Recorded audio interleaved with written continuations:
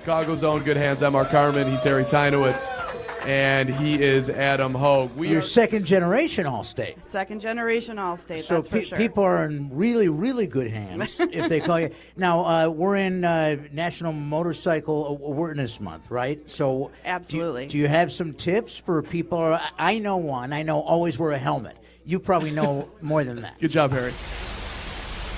Well, for the answer, we turn to our old pal, Chicago comedian, radio veteran, Harry Teinowitz. Harry, good to have you with us this morning, pal. Hey, Harry. Oh, it is great to be here. Thank you for having me on National Pie Day. John Fox, he's hoping to do what Ditka did. Of course, Ditka is the only guy to ever lead them to a Super Bowl championship. His name is iconic. Fox is a long way away from that, but wanted to find out where he stands right now. So you guys were kind enough to let me take the Good Day Chicago cameras out for a spin on the streets of Chicago to ask the obvious question.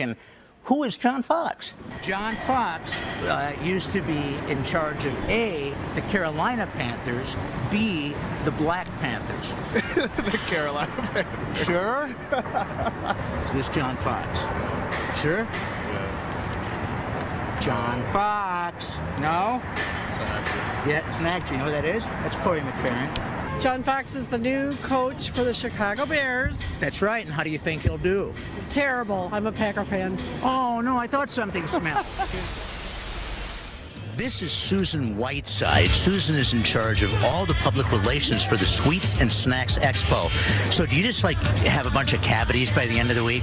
I'm cavity free. Look, you're pretty much in shape. How could you be in the candy game for over a quarter century and not, be out like me? Because what you have to do is eat modestly and make sure you exercise, and everything will be fine. Wish someone had told me that. Everything in moderation. Including moderation? Yes. I grew up with Hostess cupcakes, fruit pies, ding-dongs were always my favorite.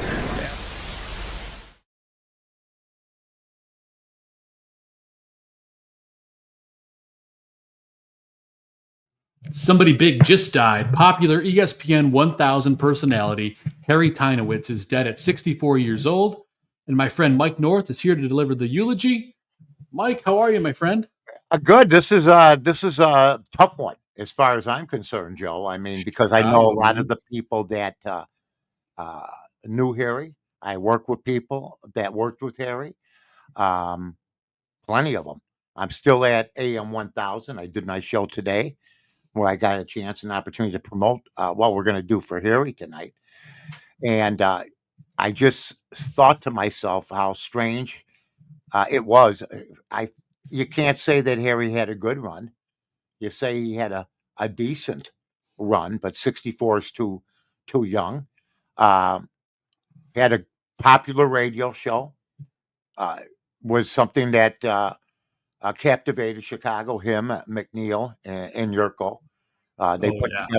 They put together the show in 2001. It lasted till 2009. Unfortunately, it's going to be remembered more for problems that they had. I talked to numerous people getting prepared for this. Some management, some talent, and there was a lot of issues.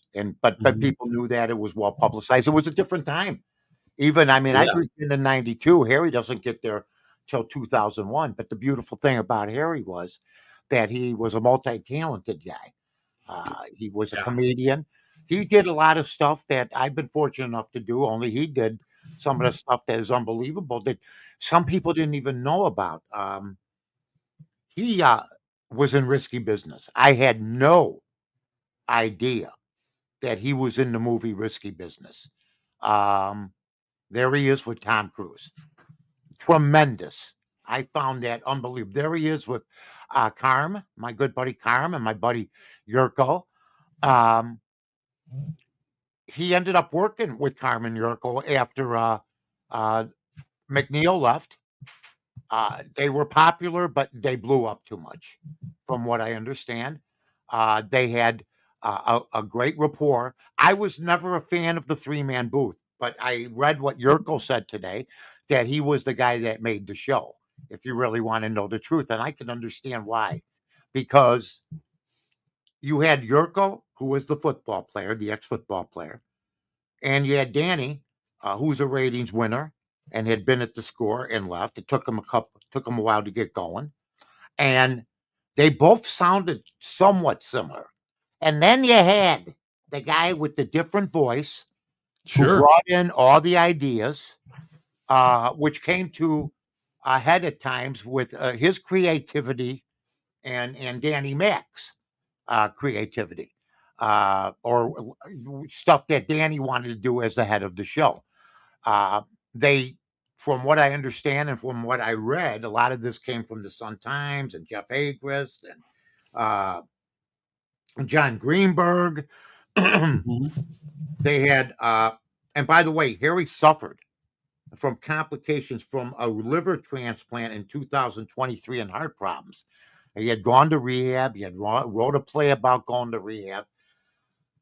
I had sent him a message after, I don't know how many years ago it was, and I didn't even know him that well. I met him at a roast for Jerry Reinsdorf, where him and Tim Weigel and Reinsdorf, they roasted everybody, and I got a taste of my own medicine because I was sort of new to the scene, but everybody knew I was trying, and that was fine. I had no problem with that. I can dish it out. I could take it.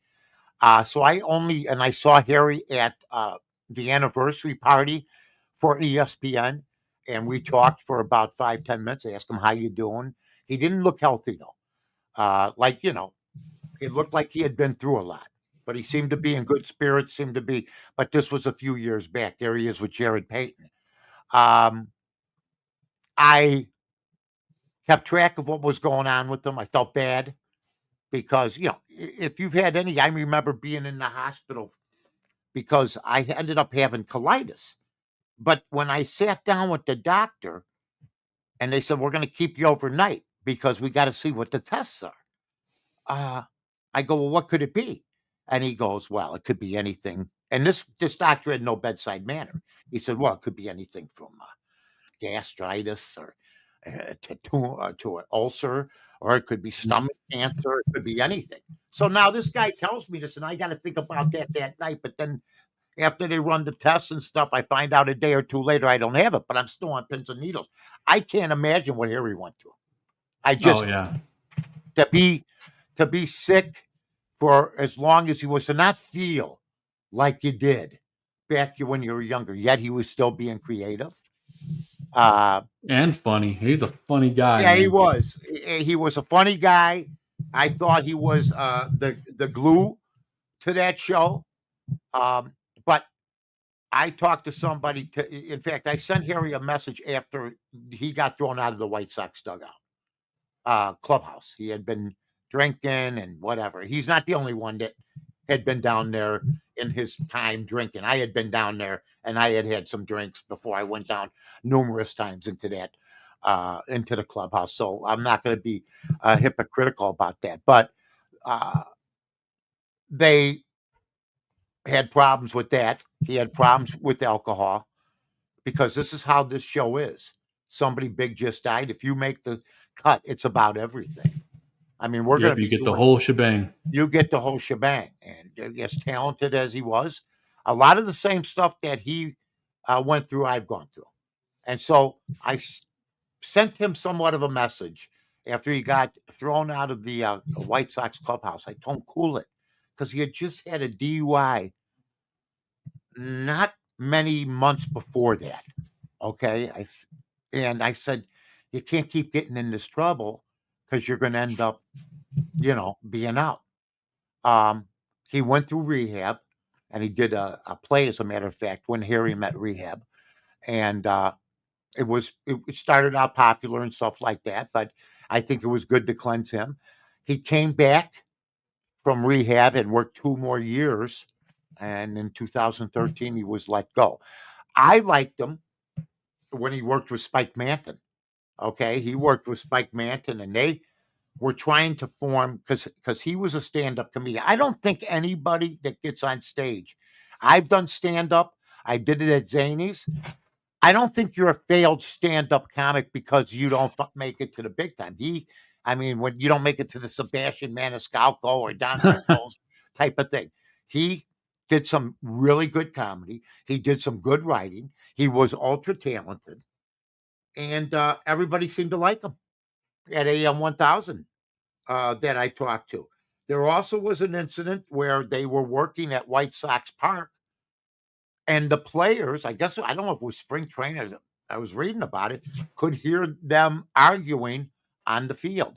So, while there was a lot of good times, when you're going through the pressure, high tech pressure of working 3-4 hour shows like I did, like he did, like Mac did, like Yurko does, like Carmen does, like Jiggets did, like we all did, it was a different time back then when ideas were allowed to flow, when there was punches thrown sometimes. There was creativity that went maybe a little bit too far, and if you were a ratings winner, I've said this before, Joe, you've heard me say it, that you get a longer leash than most. Absolutely. And when they were rolling, and I remember at AM 1000, their show was kicking ass. And the score at the time, whenever you get beat in a book. Everybody tries to make an excuse. Well, the big excuse back in the day was, well, we're not on the internet. AM 1000 is, and you can get us downtown. You can get them downtown. I said, it's a bunch of BS because we want to book 3-4 months before. So I said, that's a bunch of BS, but we should be on the internet. Well, they were all afraid to call. And what's funny is the boss of ESPN 1000 now is Craig Carmazon. Well, nobody wanted to call. I believe it was CBS. I worked under a couple things at the Score. And I'm the one that ended up calling. And I called Mel Carmazon himself. And Mel Carmazon's office, I go, yeah, this is Mike North in Chicago. Everybody seems to be afraid to call somebody to find out about internet. I was wondering if Mel's in. And she said, sure, Mike, hold on. Mel Carmazon picked the phone up. Couldn't have been nicer. Couldn't have been nicer. Couldn't have been nicer. And everybody at the Score was like petrified. And he goes, Mike, what's going on? And I go, I just wanted to find out something. They keep telling me, we're at a disadvantage now. We're not on the internet. And ESPN 1000 at the time had beaten the Score to the punch and other radio stations. He says, don't worry, we're working on it. He goes, why aren't you on the air? And I said, well, I'm off now. I just got off. Well, get back on. The stocks are down. Take care of yourself. Have a good day. About 2 months later, we got on the internet. Okay. But they were a powerhouse for a while. They really were. And then it just dissolved. Nothing lasts forever. But he can always point at the wonderful things that he did. Like I said, he was 64 years old. So young. And he wasn't healthy for a long time. And he had DUIs. I've had DUIs. He had a severe drinking problem, which, just tough. It's a tough thing. He finally sought help. He got in an accident on Milwaukee and Greenwood, I remember, too. So it just wasn't a good thing. He worked also, listen to this, with Spike Manton at the Loop. He later appeared. I mean, he was a grinder, Harry, with Danny Bonaducci, Steve Cochran, Jonathan Brandmeier. Okay. Jeez. Then reunited with Manton at ESPN 1000. He's best known for co-hosting the Afternoon Saloon with Dan McNeil and John Yurkovic. The trio jump-started the station that had been lagging behind in sports talk, rival to the Score, racking up listeners and raking in money. And it took some time for the show to find its footing, but Teinowitz being the third wheel, he didn't have the radio chops of Danny Mac, who helped launch the Score, and he wasn't a former athlete of Yurko, so he was sometimes the butt of jokes, which sometimes caused him to be a little bit more sarcastic. Sometimes might have caused Danny to be a little bit more mean, but it's something that people turn to every day to hear the tension, according to Adam Delavan, who was their boss and GM at AM 1000. There's lightning in a bottle, Mike. Yeah, when something's working and when you're elevating your team, and it's almost hard to get off of, but then sooner or later it's going to fizz out. I mean, that's just the way it is. But for a long Speaking of elevating, Mike, talk about elevating for a great place to lay yourself out if you and your loved ones are having some problems. You want me right? to do sponsors? Is that what you're trying to tell me, my friend? I will do them right now. I will do Cumberland Chapels. And I know that Harry's a Funeral's going to be out there in, I believe, Glencoe. I'll try to get the information. We'll try to put it up. I'm sure some people will put it up. 8300 West Lawrence Avenue, Norwich, Illinois. Serving families with dignity and grace. Just a great, great place. And economical. They'll find the best package for you and your family. There's some recent testimonials there. They've been a great sponsor for us and makes it possible to do this show. And we're also going to be doing a show on Connie Stevens, who was a friend and who also passed away just recently, the Queen of Pop in the 50s and 60s. That started it off for a lot of people. They're going to be making funeral arrangements at places like Cumberland Chapels also.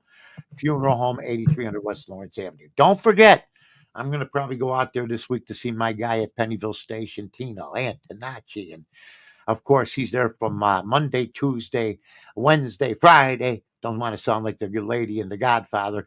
And his son, Tony, the owner, proprietor, par excellence. Just a beautiful place, 112 Main Street, right there across from the railroad station in Park Ridge, Illinois. So they did the afternoon saloon. They did well at ESPN 1000 as a result, though they had all sorts of problems, a lot of teasing carried on, according to the Sun Times. As a result, tension permeated the show that led to incidents, several of them that led to several suspensions. But it made for good radio. I personally, with my partners, whether it be Dan Jiggets, Fred Hubner, Doug Buffone, we never had any sorts of fights. Besides, I would have probably lost most of those fights anyway. I mean, there's no way I was going to fight Doug or Jiggs. I would have tried to patch it up. I would have said, here's, but Jiggs will turn you into a pancake. Oh my God, he'd pancake block me, and then Buffon would course collar me. Are you kidding me? But according to people, he got along with everybody, treated everybody with class and dignity. That he had a reason. I always say, if you can go on radio one day, I only wanted to do it one day. Harry got to do it on the top rated show for a long time at AM 1000. You turn on the radio, you're a local kid. But you know what? That was me. He did some good stuff for WGN. With Spike Manton. Spike was a good friend to Harry. And I thought they made a good combo, but you have to make a living, and to Harry's family, his kids, and family. His father was a wealthy man, a real estate guy who owned 4 Kentucky Derby horses. Very good friend to Jerry Reinsdorf. Oh yeah, and very impressive family. He was raised in Glencoe, Illinois. Harry, and he had a lot of ideas. He hung around, sure did. Talk sports, did what he had to do. So I had to say something tonight. This is one of the weirdest ones. You start realizing I'm 72. I've been very fortunate. I knock on wood. Harry was fortunate to make his mark in Chicago, to make his mark on a pretty damn good show, help elevate their station, which is now ESPN 1000. A lot of great testimonials from Danny Zetterman, from Adam Delavant, from John Yurkovich, from Dan McNeil, Carmen DeFalco. I talked to Jesse Rogers today. I've talked to Jeff Schwartz. He expressed his condolences. He was there. Spaceball was there, along with Adam Delavant when the afternoon saloon was going on. So we wanted to give Harry and his family a great remembrance and give him something that not everybody gets on this show. Like I said recently, Jimmy Swaggart died. He wasn't big enough for this show. We've had a couple people recently die. Maury Edelson from Solozzi Edelson just passed away today. I drove his dealer cars for years. I loved them.